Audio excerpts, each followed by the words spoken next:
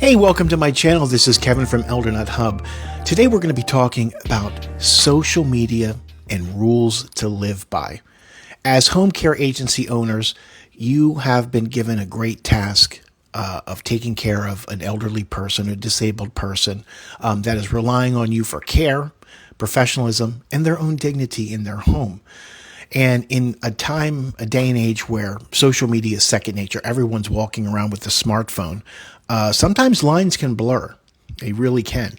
The last thing you want is to wake up one morning and find your Twitter blown up, your Instagram blown up, your TikTok blown up with comments from people talking about your business, but not in a good way. There have been multiple stories of caregivers doing inappropriate things on the job in their scrubs with a lanyard swinging with your company name on it. That's unacceptable, and it's absolutely a business killer. You don't want that.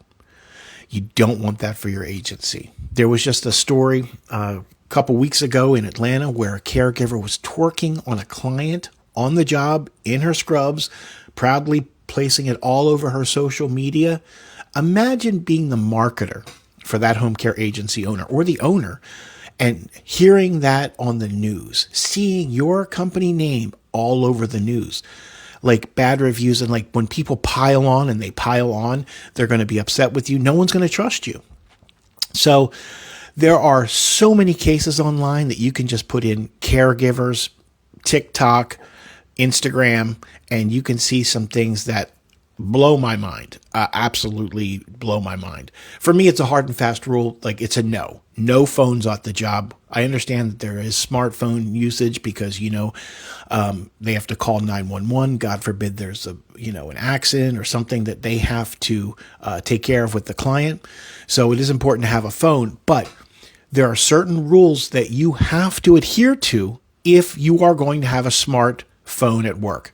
You can't share information. If they don't understand HIPAA, they shouldn't be working. No names, no photos, no personal details of clients. Privacy is your top priority as an agency owner and a caregiver. No discussing work-related issues or venting on their social media timelines about your place because that's going to kill recruitment for your agency. You cannot have that. And also, no posting during work hours. Your shift manager should just look to see when they're posting. If they're posting while on the job, that's an issue. You got to pull them in, get with your HR team. That's unacceptable. No tagging, no location sharing, no pin dropping on your social media where your client lives. That is paramount. Like you have an elderly person.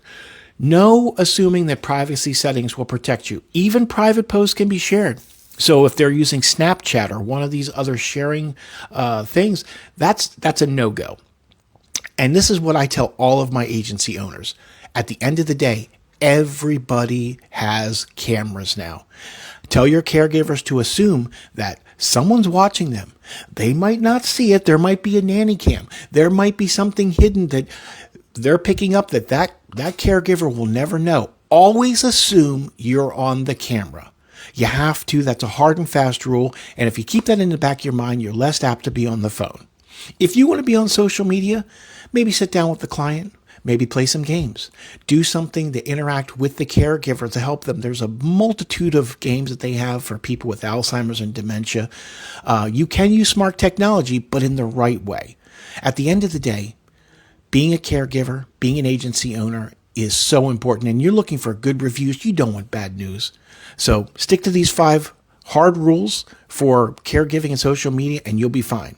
Like, follow, share, and stay tuned for some great new episodes coming up.